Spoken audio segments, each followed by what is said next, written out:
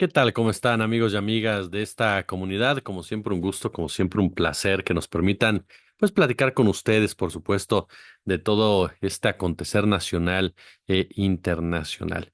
Ayer por la noche le dábamos a conocer información relacionada con Vicente Verástegui Hostos, este político panista de Tamaulipas, quien había sido secuestrado por un comando que entró precisamente a una de sus propiedades y que se lo llevó después de una refriega, después de un enfrentamiento.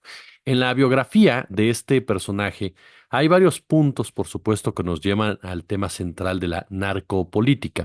Él es hermano de César Verástegui, el famoso Truco, quien compitió por la gubernatura de dicha entidad. Son una familia sumamente cercana a Francisco Javier García Cabeza de Vaca, un ex gobernador señalado precisamente de vínculos con el crimen organizado. Incluso los propios Verástegui han sido ubicados por el trabajo de investigación, del periodismo de investigación de diversas fuentes, entre estas en un 2x3 Tamaulipas, en donde se señala claramente que se han apropiado literal de este lugar de Jicoténcatl, ¿no? Y en donde hay diversos señalamientos que los relacionan también con la delincuencia organizada. Son tíos, por cierto, del ultraconservador Eduardo Verástegui, ¿no? Quien aspira a lograr una victoria contundente en México que lo lleve a la presidencia de la República y recupere, por supuesto, los principios y valores de la ultraderecha, del megaconservadurismo de de nuestro país. Finalmente, Vicente Verástegui fue encontrado con vida. Y ayer le comentábamos que una detención de este tipo, de un personaje político ligado con el crimen organizado, de una familia con un peso específico en la entidad, relacionada con un personaje como el propio Cabeza de Vaca, que es protegido por intereses norteamericanos del otro lado de la frontera, particularmente de los Bush, que tiene una relación cercana con el grupo de Salinas de Gortari, con el grupo de Felipe Calderón. No es una casualidad ni tampoco es producto simple y llanamente de un hecho delictivo. Habla particularmente de de un rompimiento entre élites delictivas, de un enfrentamiento entre élites criminales. Y volvemos a lo que hemos platicado en otras ocasiones. Podríamos hablar del cártel del Noroeste, podríamos hablar del cártel del Golfo, podríamos hablar de la Tropa del Infierno, podríamos hablar de los Zetas Vieja Escuela, podríamos hablar de los Escorpiones, podríamos hablar, por supuesto, también de diversos grupos que existen en la entidad o fuera de la entidad y quienes se les ubica como los sicarios, como los cárteles, como los personajes, ¿no? Que generan la violencia. Pero todos y cada uno de estos grupos cuentan con una protección política, con una protección empresarial, con una protección militar. ¿Por qué? Porque a final de cuentas son los que hacen el trabajo sucio del verdadero rostro del crimen organizado. Y es ahí entonces donde tendríamos que hablar de narcopolítica. Hay un libro muy bueno de Ricardo Ravelo en donde profundiza precisamente estas situaciones y en donde ubica incluso cómo en cada entidad de la República Mexicana hay diversas características, pero que al final tienen un mismo fin y que demuestran que la política, que el empresariado, que la milicia son las verdaderas cabezas de todo este entramado. Hace mucho tiempo el maestro Luis Astorga dijo algo muy claro cuando señaló que no hay posibilidad de que un narcotraficante pueda crecer como muchas veces los medios de comunicación nos dicen que han crecido sin la complacencia del Estado. Porque aunque no parezca, el Estado es mucho más poderoso que los propios narcotraficantes. Y el ejemplo está en los propios hechos, las detenciones de absolutamente todos, las capturas, las entregas, las muertes de personajes que la mitología criminal los elevaron a una calidad verdaderamente de invencibles, de intocables, que no era posible ni siquiera acercarse por impresionantes círculos de seguridad, por impresionantes escuadrones, quienes hacían una tarea imposible, una misión imposible, siquiera rozarles el cabello. Pero resulta que cuando las agencias de seguridad estadounidenses, cuando los diversos gobiernos deciden que ese narcotraficante va a caer, pues no se les complica tanto. Esa es la verdad de las cosas. Un ejemplo también muy claro al respecto es el de Arturo Beltrán Leiva, el famoso Barbas, que durante el sexenio de Felipe Calderón Hinojosa, la narrativa oficial convertía en un personaje muy violento, un personaje muy peligroso, un personaje que estaba a un nivel de cuidado, ¿no? Y que sin embargo, cuando la Marina lo quiso agarrar, no solamente lo agarró, lo ejecutó, literalmente, a él y a todo su círculo de seguridad. Que si lo traicionó o no lo traicionó la Barbie, eso es darle herramientas a esta novela criminal, ¿no? Esa es la realidad de las cosas. La Marina tiene inteligencia suficiente como para saber en dónde se mueven cada uno de estos personajes y actuar en consecuencia cuando se les ordena. Lo mismo pasa con el ejército. ¿Por qué no lo hacen? Bueno, porque en ese momento sirven para ciertos intereses. Genaro García Luna, por ejemplo, Genaro García Luna fue aplaudido por la DEA, fue aplaudido por la CIA, fue aplaudido por el FBI, fue condecorado, la secretaria de Estado, la señora Hillary Clinton, lo consideraba su amigo y un buen día lo detuvieron. Punto. ¿Por qué no lo detuvieron cuando era funcionario? Porque servía a los intereses de la guerra contra las drogas. ¿Por qué lo detuvieron cuando ya era exfuncionario? Porque eso servía también a los intereses de la guerra contra las drogas. Entonces, la aparición con vida de este hombre, que algunos han querido decir que si fue responsabilidad del Estado, otros más que si lo liberaron de buena fe, otros más que hubo negociación, lo único que muestra es cómo las fuerzas políticas son los que realmente definen el derrotero de este tipo de negocio. E incluso, si usted quiere irse más atrás, cuando hablamos de narcopolítica, no podemos soslayar el tema de la guerra contra las drogas, porque de ahí parte todo. Muchas veces el error que se comete es tratar de analizar desde mi humilde punto de vista, que puede ser muy erróneo, pero es tratar de analizar todo esto partiendo de una estructura literaria, periodística, que nos ha sido heredada desde hace muchísimos años y que ha sido confeccionada por el propio Estado. Es decir, ubicar a los narcotraficantes en un lugar que en realidad no tienen y sobre todo darle una lectura mucho más local, es decir, pensar que las drogas en México no están relacionadas con la política exterior de Estados Unidos o no están relacionadas con la política de Colombia o no están relacionadas con la política de Canadá o no están relacionadas con la política económica mundial. La guerra contra las drogas es un fracaso si lo valoramos desde sus propias metas. Es un fracaso. Hablamos de costos humanos, sociales, económicos muy altos. Incluso el maestro David Brooks señaló en alguna ocasión que eran casi incontables en muchos países, incluyendo, por supuesto, Estados Unidos, ¿no? Hablamos de 54 años de que Richard Nixon anunció con pompa esta estrategia, ¿no? Hablamos de muchos arrestos, muchos, por supuesto, de alto perfil. Digo, ahí está el caso de Joaquín El Chapo Guzmán, ahí está el caso de Ismael El Mayo Zambada, la muerte de Pablo Escobar, de los hermanos Rodríguez Orejuela. Si usted se percata, en cada época siempre hay un gran narco, ¿no? Un gran narco que tarde que temprano termina muerto, termina detenido, pero el negocio pues sigue exactamente igual, ¿no? A pesar de todo esto, a pesar de 54 años de una política pública de esta envergadura que recibe miles y miles y miles y miles y miles y miles y miles y miles de millones de dólares, pues la realidad no es que no ha pasado absolutamente nada. Seguimos viendo una violencia y seguimos viendo, por supuesto, una cantidad de droga que destruyen comunidades, drogas ilícitas, ¿no? En mayor cantidad, más baratas, más adictos, ¿no? En las calles, incluso del propio Estados Unidos. Basta ver Filadelfia, basta ver California, para situarnos solamente en dos de los escenarios bastante famosos, tristemente famosos y célebres por las imágenes que se proyectan de sus propios consumidores. Fue, imagínese, en la década de los 70, si no mal recuerdo, y usted corríjame, en junio del 71, cuando Richard Nixon declara por primera vez esta guerra en contra de las drogas, que, ojo, posteriormente, y este dato es algo que no se puede dejar de lado de comentar, John Ehrlichman, que era parte de pues de sus principales asesores, confesó que la campaña de Nixon en 1968 y después la Casa Blanca pues tenían dos enemigos, que era la izquierda antiguerra y la población negra. Bueno, lo que hace Nixon con la guerra contra las drogas es una estrategia política. ¿Por qué? Porque dice este asesor, sabíamos que no podíamos declarar ilegal estar en contra de la guerra o ser negro, pero sí lograr que el público asociara a los hippies, así los llama él, con la marihuana y a los negros con la heroína, y después criminalizar a ambos.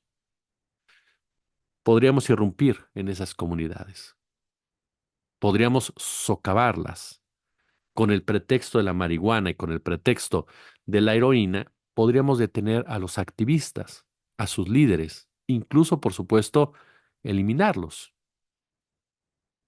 Y por las noches, los noticieros, por supuesto, ¿no? Los vilipendiaban. Se asaltaban casas de estos líderes, se desbarataban sus mítines, todo con el pretexto de la guerra contra las drogas, una estrategia política como tal. Es más, si repasamos un poco la historia, antes de esa declaración de Richard Nixon, Estados Unidos había empleado las leyes antinarcóticos como armas políticas contra comunidades.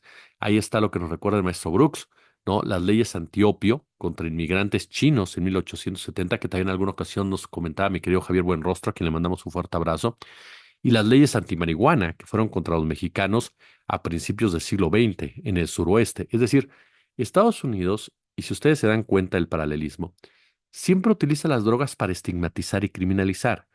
Lo mismo se hizo en México durante muchísimos años. Estigmatizas y criminalizas a la pobreza y a ciertas regiones del país. A nivel internacional, durante años, esa es la realidad de las cosas, la guerra contra las drogas ha justificado todo tipo de intervenciones. Podemos hablar de Panamá, podemos hablar del intento en China, podemos hablar de Afganistán, podemos hablar, por supuesto, de Colombia, por supuesto, podemos hablar de México, en fin, varias operaciones encubiertas por parte de Estados Unidos o totalmente al descubierto que no quieren eliminar el problema de las drogas porque eso es lo que les permite ser lo que son, sino que en realidad es imponer sus intereses, imponer sus políticas. Hace un momento le mencionaba que de una u otra manera lo que nosotros hemos sabido o hemos construido en torno al mundo del narcotráfico, de los políticos, de los empresarios, generales, narcos, en fin, en realidad es parte de lo que quiere el Estado que sepamos. Es una narrativa que proviene, perdóname, desde los años 70 y el periodismo en sí, como bien lo comentó en alguna entrevista Osvaldo Zavala, el periodismo en sí juega un papel de promotor de esa cultura como tal, ¿no? Se repite esa narrativa de forma acrítica y a final de cuentas eso es lo que le llega a la gente, ¿no? Todos nos quedamos entonces con lo que el Estado quiere decirnos de su propia historia. El caso concreto, y viene en uno de los libros de Osvaldo, es el término cártel, ¿no?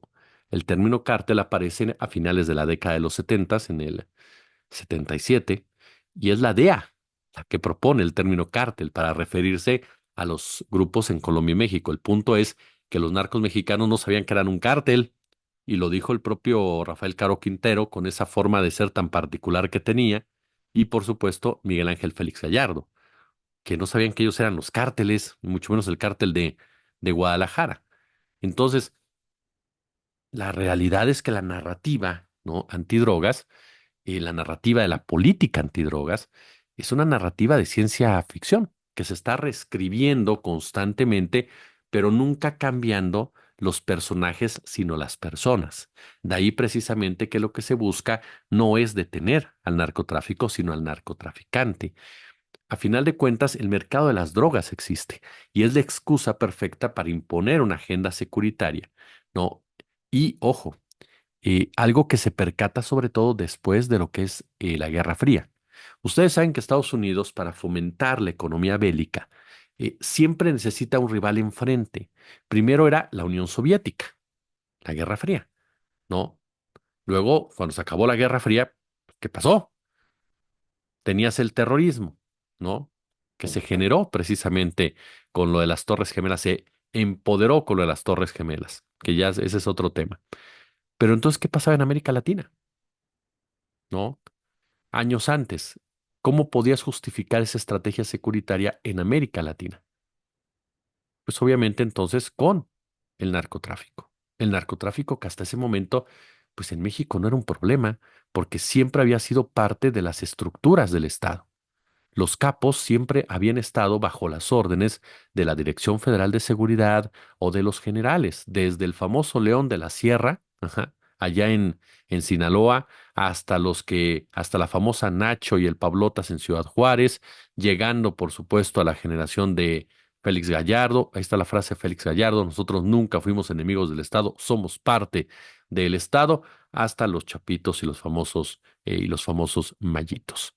Siempre, siempre el Estado profundo, la corrupción policíaca, la corrupción militar, la corrupción política, la corrupción empresarial, la corrupción de estas agencias de inteligencia norteamericanas han sido los proveedores de todo este mecanismo, han sido los coordinadores de todo este mecanismo que van ligados a este tipo de actos. ¿Por qué los narcotraficantes en México se comportan como grupos paramilitares? ¿Por qué? Porque tienen un vínculo, una preparación por parte de un Estado corrupto durante muchos años, que los fue preparando para este tipo de actos. Recordemos tan solo, ya que hablamos de Tamaulipas, el papel de los Zetas. No fue una casualidad, no fue por generación espontánea, fue porque obviamente ese grupúsculo militar quería tener un pedazo del pastel y por lo tanto lanzó a su grupo a pelearlo. Y entonces se militarizó al crimen organizado, pero se militarizó desde el propio Estado como tal. Y todo con base en una estrategia de Estados Unidos. Porque seamos claros, ¿el consumo de droga en México es un problema? Lo dijo muy bien López Obrador. Nosotros no tenemos ese problema. Sí, se ha incrementado, y ojo, se ha incrementado menos de lo que muchos medios de comunicación dicen. Ojo con eso, pero sí se ha incrementado. Estoy de acuerdo. Pero no es uno de nuestros principales problemas. Es un problema para Estados Unidos en un momento dado. Las drogas en México no son un tema fundamental como tal. Es la violencia que producen las drogas que se van para el otro lado. En México, en realidad, el tema son los recursos naturales, el gas natural, el petróleo, la minería, ¿no? El territorio, que es lo que le importa a estas empresas criminales. Entonces, Estados Unidos lo que hace ahí es movilizar una agenda totalmente intervencionista, ¿no? Y luego las grandes fortunas, por ejemplo, que se les atribuyen a los narcos, ¿no? Usted recuerda cuando apareció esta nota que le dio la vuelta al mundo a Joaquín el Chapo Guzmán, que tenía que $1,000 millones. Bueno, realmente se hizo una laraca, pero Carlos Slim, ¿cuánto tiene? Salinas Pliego, ¿cuánto tiene? Elon Musk, ¿cuánto tiene? Y perdón, Elon Musk se la pasa promoviendo golpes de Estado y despojando a los países de recursos naturales. ¿Y cuántos millonarios no han visto incrementar su fortuna gracias al capitalismo de cuates y gracias a la economía criminal que es más brutal, brutal que en el tema de las drogas? Y que incluso esa economía criminal se nutre de la narrativa de las drogas y de todo lo que es la estructura del mercado de las drogas para seguir criminalizando la pobreza. Entonces, por eso, para hablar de narcopolítica, tenemos que entender que los políticos son los que tenían el control y son los que tuvieron el control. Los narcos jamás, jamás tuvieron, así de claro, la capacidad de retar al Estado. Jamás la han tenido como tal. Son grupos políticos, empresariales y militares quienes se disputan muchas veces ese poder o llegan a retar al Estado con una violencia políticamente controlada. Pero los cárteles y los capos como tales, no. Por eso es mucho más peligroso un narco político como los Verástegui, como los García Cabeza de Vaca y muchos otros más, que cualquier otro líder o generador de violencia que existe en los estados. Como siempre un gusto, como siempre un placer. Póngale pulgar arriba si les gustó, compártalo, déjenos su comentario, su suscripción, por supuesto. Ya casi alcanzamos los 220,000 y no se olvide, super chat, super gracias o unes al canal como forma de monetización. Soy Jesús Escobar Tovar y como siempre un gusto, como siempre un placer.